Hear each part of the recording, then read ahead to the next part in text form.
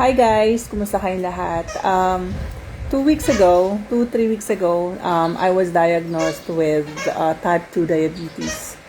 So, bago yan, napapansin ko na sobrang bilis kong pumayat. Like, like isang kilo ang nababawas every other day sa akin. So, tapos, but before that pa, may nagsabi sa akin na pumapayat ako. Nung una natutuwa ako na pumapayat ako because I was really on diet. Alam mo yun, hindi ako kumakain ng white rice, brown rice lang just for us to lose weight. Tapos nagpapahypo pa ako para lang matanggal yung ganito ko.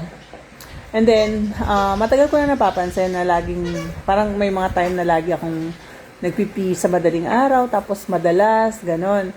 And then, laging sinasabi ng husband ko, magpa-check up ka. Sabi niya gano'n sa akin. Kasi hindi naman maganda na wala kang, na nag-worry ka ng ganyan tapos ayaw magpa-check up.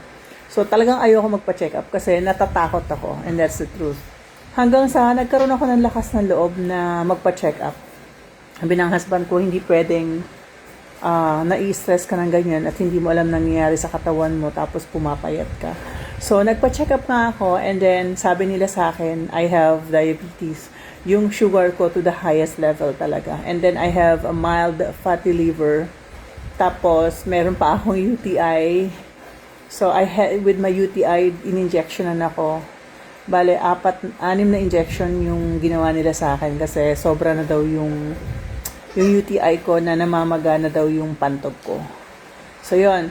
Then, medyo umiyak ako nung nalaman ko na meron akong diabetes tapos may fatty liver pa ako.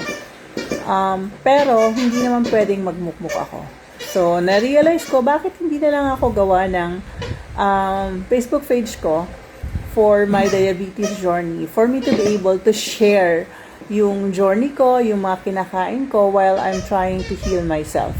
And of course, may mga tao, yung mga may nakakaalam or makakapag-suggest ng mga food or mga supplement na pwede kong intake.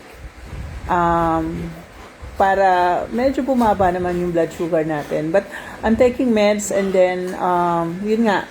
So, ang sabi nila, based on research din, ang type 2 diabetes ay usually dahil malakas ka you eat sugar too much, hindi ka masyadong nag-exercise at malakas ka sa carbo.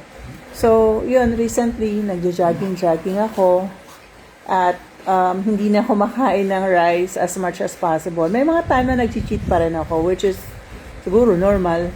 Kaya lang, pag nag-cheat ako, ganun, nag-exercise ka agad ako. So, guys, I'm making this video to launch my page about my diabetes journey. Please support me and if you guys have something to suggest, that would be highly appreciated. Thank you guys and please follow and like and share my Facebook page. It says My Diabetes Journey. Thank you everyone and have a good day.